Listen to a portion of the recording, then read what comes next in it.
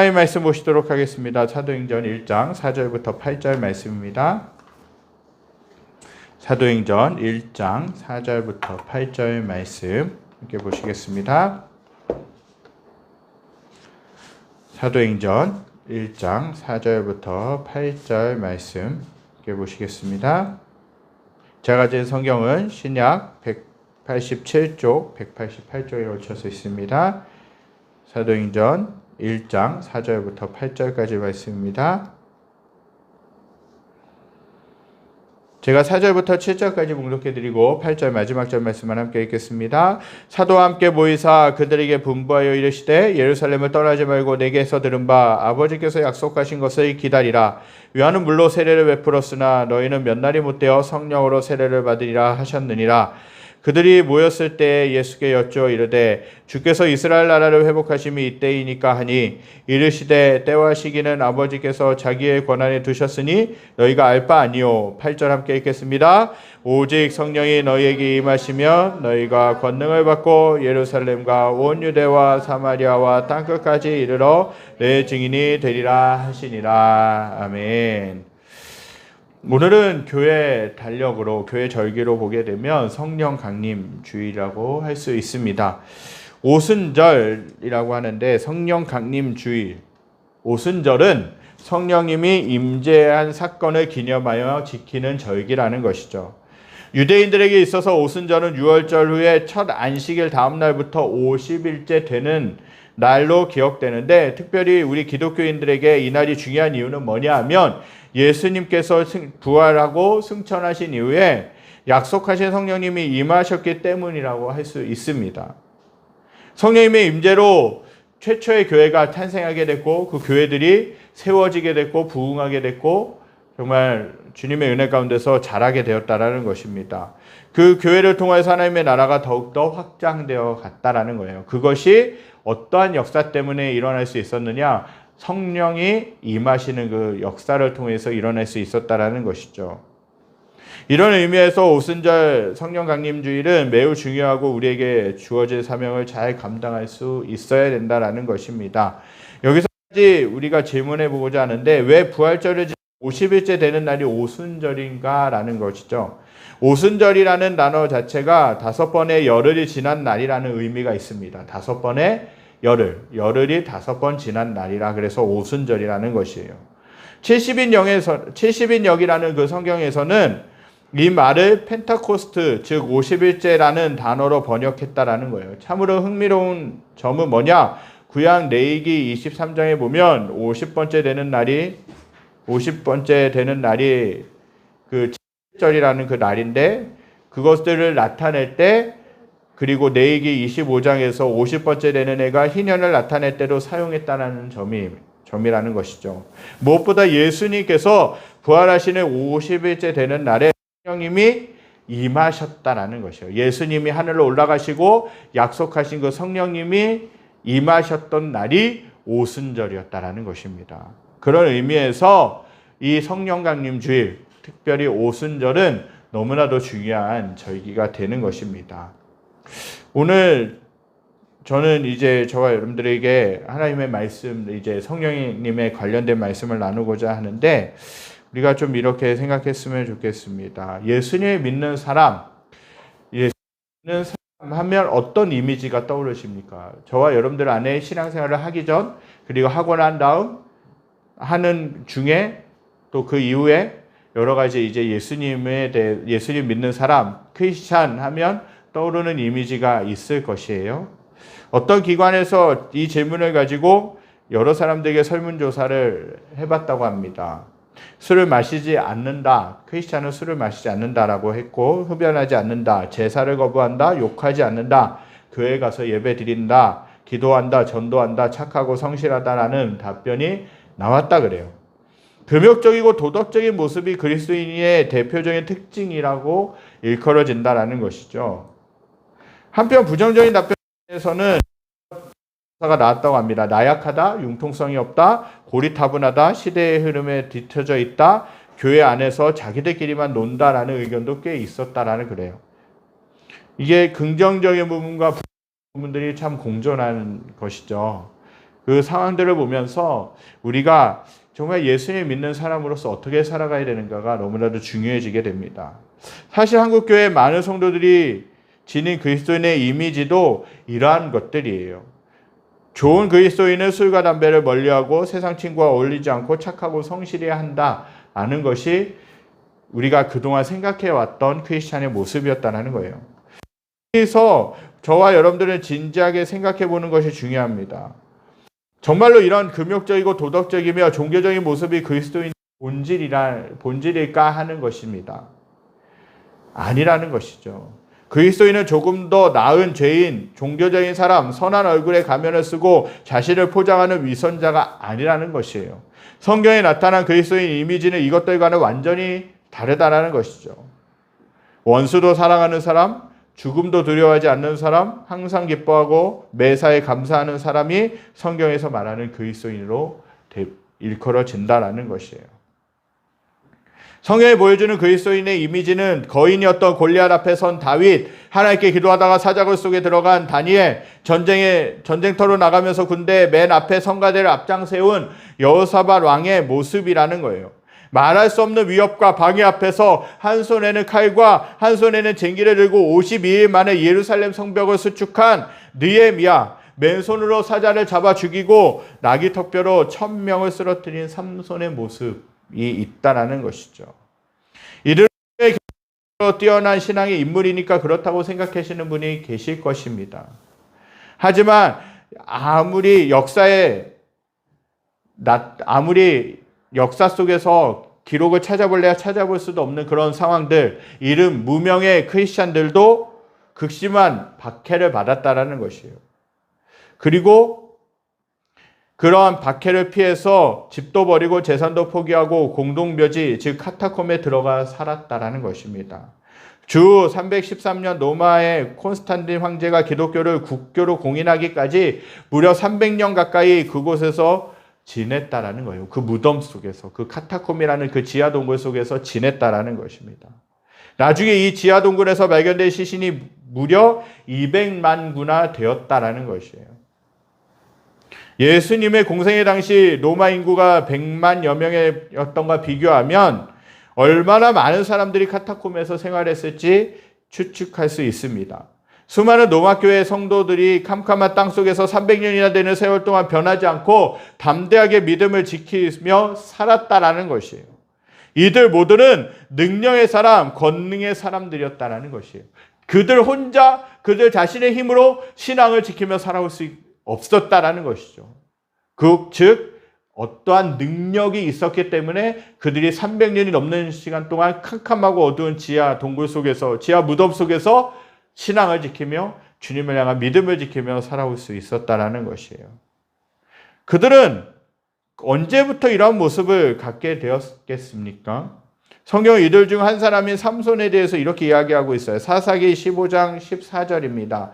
삼손이 네이의 이름에 블레셋 사람들이 그에게로 마주 나가며 소리 지를 때 여호와의 영이 삼손에게 갑자기 임하심에 그의 팔 위에 밧줄이 불탄 삼과 같이 그의 결박되었던 손에서 떨어진지라 라고 기록하고 있어요. 방금 읽은 말씀에서 알 수 있듯이 여호와 하나님의 영, 즉 성령이 임하자 삼손에게 권능이 흘러 넘쳤다라고 말씀하고 있어요. 성령이 임하자 그에게 권능이 생기다. 어디서 많이 들어본 표현 같지 않습니까? 이것이 사도행전 1장에서 부활하신 예수님이 하늘로 올라가시기 전에 제자들에게 하신 말씀과 비슷하다는 거예요. 똑같다는 거예요. 오늘 보면 8절입니다. 함께 읽겠습니다.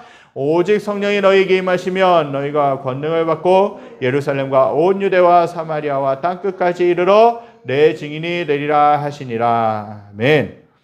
성경의 인물들과 초대교회 성도들, 그리고 지금 우리에 이르기까지 성령을 받은 사람과 공동체는 누구나 능력의 삶, 권능의 삶을 살았다라는 것이에요. 하지만 오늘날의 교회는 성령으로 비롯된 권능의 삶을 오해하고 있어요. 십자가의 복음은 모든 성도를 위한 것이지만 성령의 권능은 목회자나 사역자, 특별히 하나님을 위해서 쓰임받는 구별된 사람들만 받는 것이라고 착각하고 오해하고 있다라는 것이에요. 외국의 유명한 영성신학자인 유진 피터슨이라는 목사님이 계십니다. 그분이 쓴 책 일상 부활을 살다라는 그 책에서 마귀가 거둘 수 있는 최고의 성과는 바로 그리스도인들로 하여금 스스로를 평신도라고 생각하게 만든다라는 것이에요. 평신도라고 하는 그 영어 단어가 레이 펄슨이라는 그 단어인데, 레이 펄슨이라는 단어는 어떤 뜻이냐면 비전문가를 가리키는 것이에요. 비전문가. 교인들은, 성도들은 자신들이 주님과의 인격적인 관계를 맺고 사는 데 있어서 비전문가로 간주하면서 내 영혼의 문제들을 전문가에게 맡기려고 한다라는 것이에요. 주 예수님과 교제하고 동행하는 그 일이 예수 전문가들을 따라가는 일로 대체되고 말았다는 것이에요. 하나님은요, 저와 여러분들이 비록 목회자가 아니지만 계속해서 하나님과 영적으로 계속해서 인격적으로 교제하도록 만드셨다라는 것이에요. 그것이 어떠한 특별한 목회자나 특별한 사역자만이 할 수 있는 것이 아니라 저와 여러분들이 거듭난 크리스찬, 하나님의 안에서 예수 그리스도로 말미암아 구원받고 하나님의 자녀로 선택받은 크리스찬들이 누구라면 다 주님과 함께하는 그 삶을, 그 주님과 동행하는 삶, 주님과 교제하는 삶을 누릴 수 있다라는 것이에요. 그런데 주님과 동행하는 일에 있어서 목회자나 전문 사역자에게만 의존하려는 경향을 정말 조심해야 된다는 거예요. 마귀는요, 우리들의 마음에 나는 평신도일 뿐이야, 목사가 아니잖아? 라는 생각을 은근슬쩍 밀어넣습니다. 그것은 부활하신 예수님과 직접 만나고 동행하는 일을 중단하게 만들고 너희가 성령의 권능을 받을 것이라는 예수님의 약속을 나에게 주신 것이라고 믿지 못하게 만든다라는 것이에요. 그리고는 문제가 생기고 어려울 때마다 하늘만 쳐다보며 예수님 어디 계십니까? 예수님 믿는데 왜 나는 말씀대로 살지 못하고 있습니까? 예수님 믿는데 왜 나는 힘든 삶을 살고 있습니까? 예수님은 도대체 언제 오신다라는 것입니까? 그렇게 한탄하며 원망하며 살 때가 많다라는 것이죠.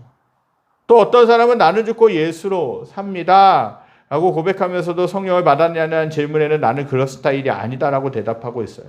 성령은 찬양이나 기도 같은 종교적 활동이나 무언가를 위한 사역에만 필요하다고 생각하기 때문에 그래요.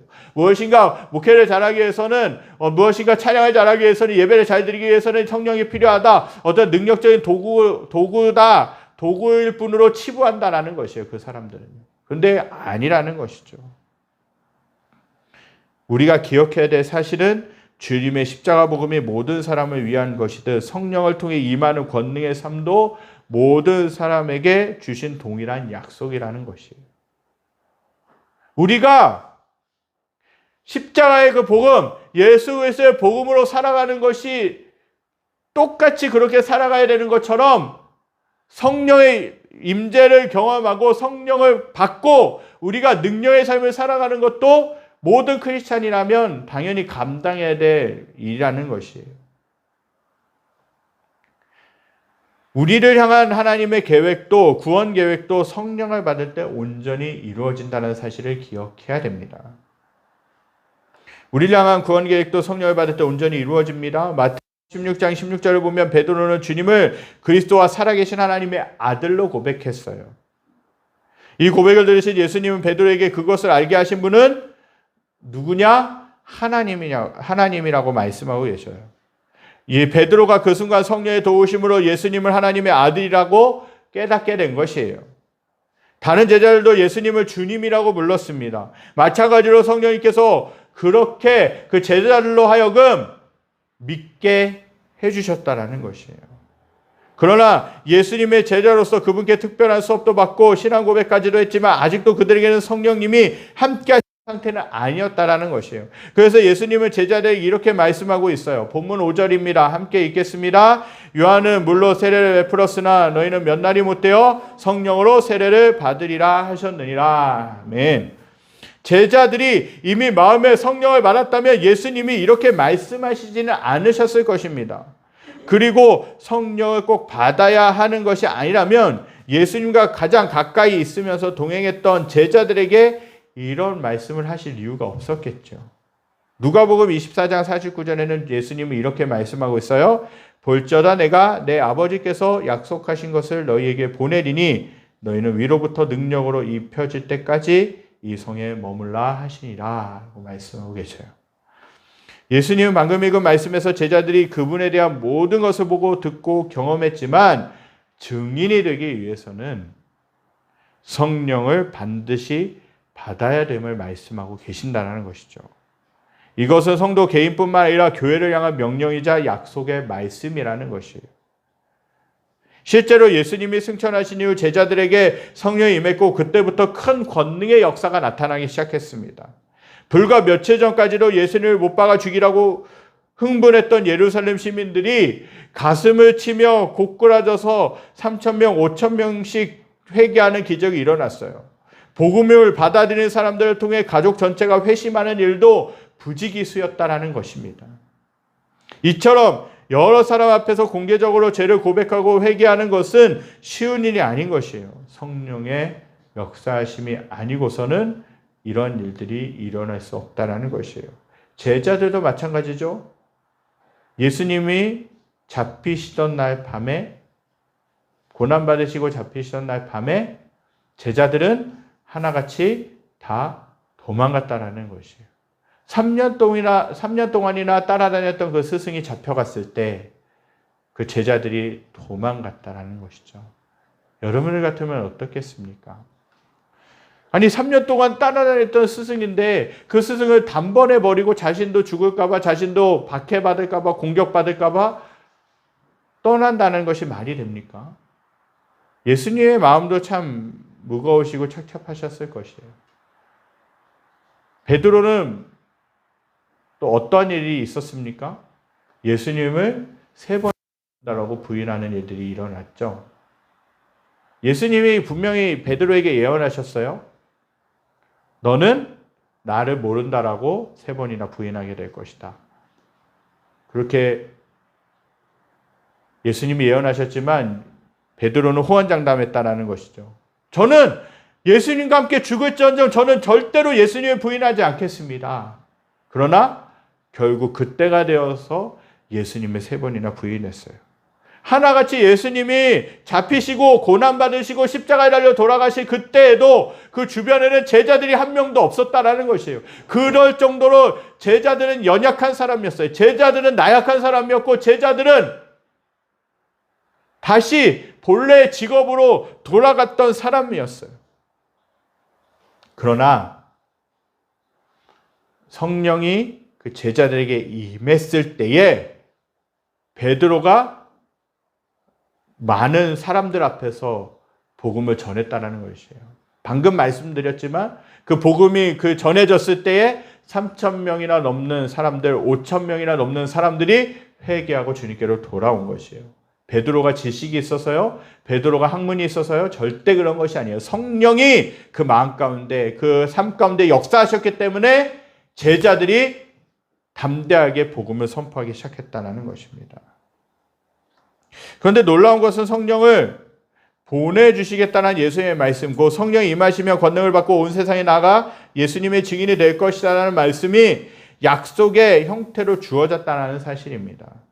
그것도 쌍방의 의무의 이행을 전제로 하는 계약이 아니라 일방적으로 하나님이 하실 것이라는 약속이었다는 것이죠. 이 약속의 말씀처럼 교회도 성령으로 충만한 권능의 공동체로 변화될 줄 믿습니다. 주님이 그렇게 약속하셨기 때문에 그래요. 우리가 어떠하기 때문에, 우리가 잘났기 때문에, 우리가 능력이 있기 때문이 아니라 예수님이 성령을 보내주시겠다라고 약속하셨기 때문에 교회도 성령을 충만하게 받을 것이라는 사실입니다. 다른 이유나 조건은 없어요. 주님이 약속하셨기 때문에 그분이 이루실 줄 믿습니다.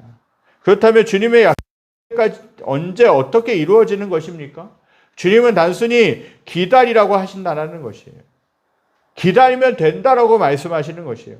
4절, 5절 함께 읽겠습니다. 사도와 함께 모이사 그에게 분부하여 이르시되 예루살렘을 떠나지 말고 내게 기다리라. 요한은 물로 세례를 베풀어 너희는 몇 날이 못되어 성령으로 세례를 받으리라 하셨느니라. 아멘. 이 말씀이 우리에게 주시는 의미는 뭐냐? 교회는 성령의 때를 기다려야 된다는 것이에요. 그렇다면 어떻게 기다려야 되겠습니까? 어떻게 하는 것이 주님이 명령하신 기다림이겠습니까? 정말로 아무것도 하지 않고 가만히 있으라는 것입니까? 제자들이 선택한 기다림은 바로 기도였다라는 것이에요. 그들은 땅끝까지 이르러 증인이 되리라는 그 말씀을 믿기는커녕 이해할 수도 없었지만 말씀하신 분을 신뢰하며 오직 기도에 힘썼다라는 것이에요. 우리가 읽지는 않았지만 사도행전 1장 13절 14절에는 제자들이 어떻게 성령을 기다렸는지를 말씀하고 있어요. 1장 13절 14절입니다. 들어가 그들이 유하는 다락방으로 올라가니 베드로, 요한, 야고보, 안드레와 빌립, 도마와 바돌로메, 마테와 및 알페오의 아들 야고보, 셀로신 시몬, 야고보의 아들 유다가 다 거기에 있어 여자들과 예수의 어머니 마리아와 예수의 아우들과 더불어 마음을 같이하여 오로지 기도에 힘쓰더라 라고 말씀하고 있어요. 제자들은요, 예수님이 주신 그 약속을 붙들고 기도했다라는 것입니다. 성령이 어떻게 역사하실 것인지는 알 수 없었지만 그들은 그 약속만을 믿고 기도했다라는 것이에요. 교회는 기도하는 공동체입니다. 예수님이 승천하신 후 열흘 남짓 때는 짧은 시간이었지만 제자들과 함께 모인 사람들은 생업을 제쳐두고 예수님이 약속하신 말씀, 그 말씀만 붙들고 기도했어요. 이것은 보통 믿음이 아니었다라는 거예요. 하루, 이틀, 사흘 계속해서 기도했지만 아무런 능력도 아무런 일도 아무런 기적도 일어날 기미가 보이지 않았습니다. 이쯤 되면 포기하고 집으로 돌아갈 법도 한데 그들은 예수님이 약속하신 성령이 임할 때까지 기도했다라는 것입니다. 120명이나 되는 많은 사람이 한 마음이 되어 기도한다는 것은 쉬운 일이 아닙니다. 보통 일이 아니라는 거예요. 아니라는 것입니다. 그만큼 간절히 성령을 기다렸다는 증거이자 이미 하나님이 그들을 교회로 빚으시는 과정 가운데 있었음을 보여주는 증거라는 것이죠. 그렇게 기도하기를 열흘쯤 되었을 때에, 즉 오순절이 되었을 때에 갑자기 하늘로부터 강한 바람 소리가 들렸습니다.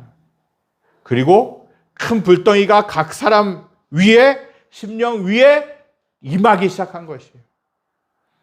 불같은 하나님의 영이 충만하게 임하더니 제자들의 가슴이 뜨거워지고 그들의 입에서는 전혀 알지 못하는 언어들이 터져 나오기 시작했다는 거예요. 그날부터 제자들은 완전히 다른 사람들로 변화되었어요. 그들이 밖으로 나가 복음을 증거하자 수많은 사람들이 구원받고 한데 모이기 시작했어요. 드디어 최초의 교회가 시작된 것입니다. 그전에는 겁쟁이였고 예수님을 모른다고 부인하고 예수님을 떠났던 그 제자들이 성령을 받고 나니까 어떤 일이 벌어집니까? 당당하게 나가서 예수님을 잡아 죽인 그 사람들에게 예수님이 이러한 분이다. 너희가 예수님을 죽였다. 예수님은 이러한 분이다라는 것들을 당당하게 외치기 시작하는 것입니다. 하마터면 죽을 수도 있는 것이에요. 잘못하면 목숨이 날아갈 수도 있는 것이에요. 그러나 그것들을 개의치 않았어요. 성령이 임하니까 당당하게 능력 있게 그들에게 복음을 전했다는 것이에요. 하나님은 마가의 다락방에서 간절히 기도하던 제자들에게 성령을 부어주셨습니다. 그들이 단순히 열심히 기도해서 성령을 받은 것이 아니라 철저하게 그분의 계획 속에서 성령을 부어주신 것입니다. 우리는 120명으로 이루어진 최초의 교회 공동체가 어떻게 기도했는지 정확하게 알아야 합니다. 그들은 간절히 기도했습니다. 자신들이 기도하지 않으면 아무런 일이 일어나지 않을 것처럼 열렬히 간절히 간구했을 것입니다. 하지만 그들의 관심은 성령을 받아서 자신의 소원을 이루거나 문제를 해결하는 것에 있었던 것이 아니라 성령 자체를 구하며 기다렸다는 사실입니다. 저와 사랑하는 성도님들은 하나님이 부어주시겠다고 약속하신 성령을 기다리며 열심으로 열정적으로 기도해야 될 줄 믿습니다. 이것이 아니면 안 될 정도로 간절함으로 하나님께 매달려 기도해야 될 줄 믿습니다. 내 삶 가운데, 우리 가정 가운데, 직장과 사업체 가운데 성령이 임하셔야 모든 죄를 이기고 변화되고 하나님의 사명을 이룰 수 있는 줄 믿습니다. 마찬가지로 우리 교회 가운데 지금도 성령이 강력하게 역사하시기를 기도해야 된다는 것이에요. 성령이 강력하게 역사하실 때 넘치는 교회를 통해 이 지역에 죽어가는 영혼들을 살릴 수 있을 뿐만 아니라 땅끝까지 복음을 강력하게 전할 수 있게 되는 줄 믿습니다. 예수님이 승천하시면서 제자들에게 예루살렘을 떠나지 말고 약속하신 기다리며 간절히 기도하라고 명령하신 것을 제자들이 순종해서 지키며 기도한 것처럼 저와 사랑하는 성도님들도 주님이 약속하신 성령을 간절히 기다리며 기도할 때 성령님은 우리들과 교회를 사로잡으시고 그분의 사역을 위해 우리 자신과 교회를 사용하실 줄 믿습니다. 저와 사랑하는 성도님들이 그렇게 성령을 기다리며 내 삶 가운데 임하시는 그 성령, 내 삶 가운데 역사하시고 함께 하시고 우리 공동체 가운데, 우리 가족 가운데, 우리 교회 가운데 임하실 그 성령을 간절히 기대하시면서 기도하시며 성령의 능력을 덧입어서 세상을 이기며 살아가실 수 있는 저와 사랑하는 성도님들 될 수 있게 되길 간절히 소망합니다. 이 시간 말씀을 기억하며 찬양드리기 원합니다. 아까 드렸던 찬양이죠. 성령이 임하소서. 우리 기쁘게 간절한 마음으로 찬양드리기 원합니다. 메마른 나의 심령 위에 성령이여 임하소서. 주님의 은혜에 담비 내려 흠뻑 적셔 주옵소서. 성령의 역사가 임할 때 우리들의 삶은 생동감이 있고 활기가 넘치고 다시 한 번 더 새롭게 세워지게 될 줄 믿습니다. 우리 다시 주님께 찬양드리겠습니다.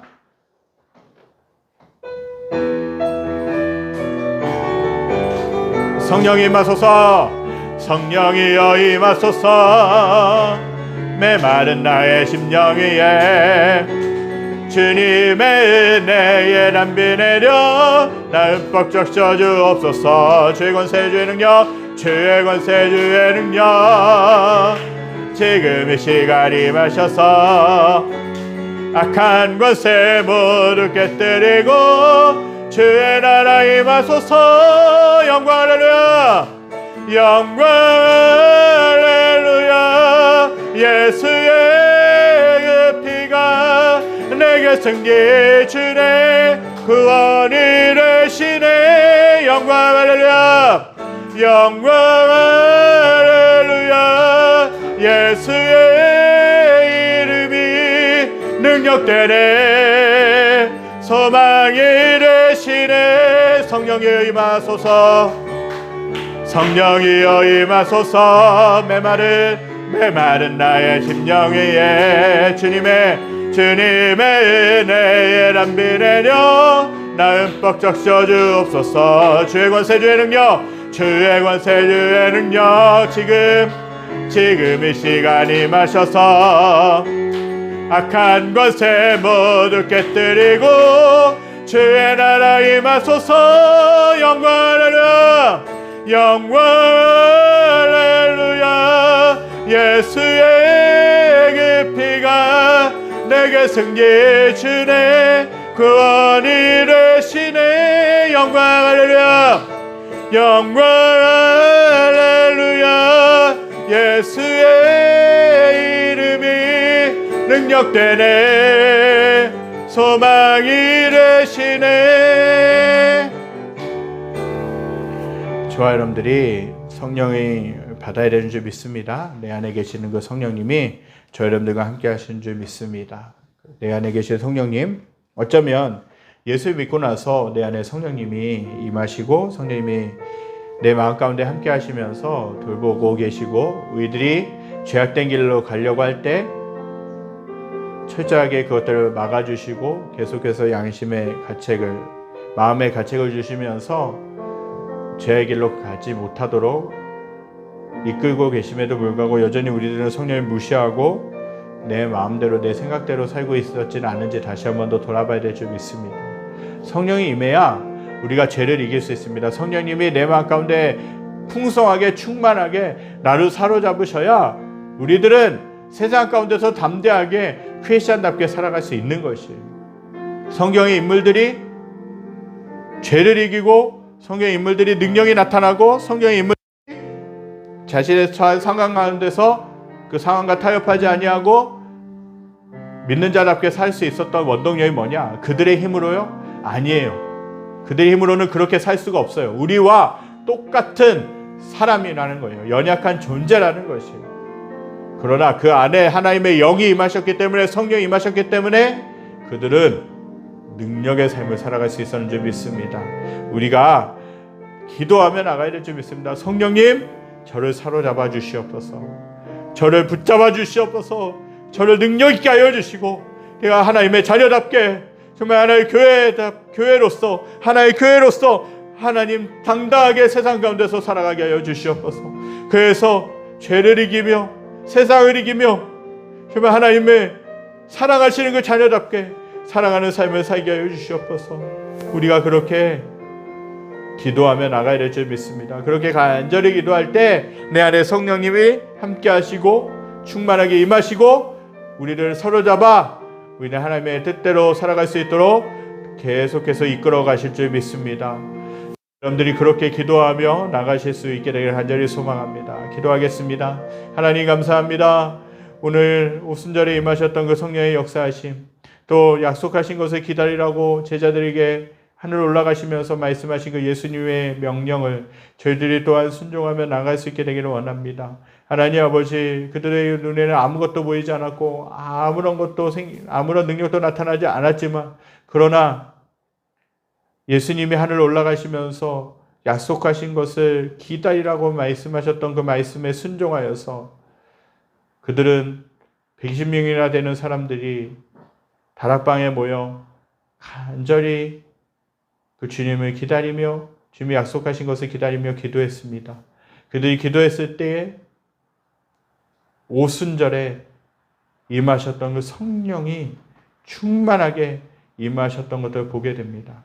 그래서 그들이 각 나라의 언어들을 말하고 그들이 담대하게 두려움을 이기고 담대하게 복음을 전하고 교회가 세워졌던 것들 오늘 저희들 말씀을 통해서 봅니다. 하나님, 저희의 삶 가운데서 이런 능력 있는 삶을 살기 원합니다. 하나님의 은혜 가운데, 하나님의 돌보심 가운데 살기를 원합니다. 하나님, 그러나 저희들의 힘으로는 할 수 없는 것을 고백합니다. 성령이 풍성하게 충만하게 우리들을 사로잡으셔야 우리들은 죄를 이기며 살아갈 수 있고 세상을 이기며 살아갈 수 있고 우리는 교회로서 하나님의 자녀답게 당당하게 살아갈 수 있는 줄 믿습니다. 오순절에 임하셨던 그 성령의 역사가 저희들 가운데도 충만하게 임하게 하여 주시고, 하나님 아버지, 우리 교회 가운데도 충만하게 임하여서 구원의 사역을 감당하는 교회가 될 수 있도록, 복음의 사역을 잘 감당하는 교회가 될 수 있도록 인도하여 주시옵소서. 그래서 하나님 아버지, 교회가 세워지고 중한 영혼들 살아나게 하여 주시고 우리 사랑하는 성도님들이 하나님의 자녀답게 세상 가운데서 당당하게 살아갈 수 있도록 역사하여 주시옵소서. 여호와는 내게 복을 주시고 너를 지키시기를 원하며 여호와는 그의 얼굴을 내게 비추사 은혜 베푸시기를 원하며 여호와는 그 얼굴을 내게로 향하여서 평강 주시기를 원하노라.